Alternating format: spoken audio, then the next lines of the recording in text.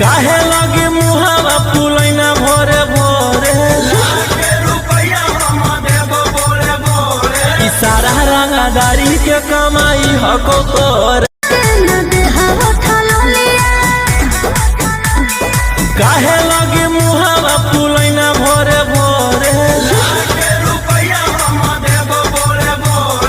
सारा रंगदारी के कमाई हको तोर काहे लगे मुहावा फुलैना भोरे भोरे सारा रंगदारी के कमाई हको तोर काहे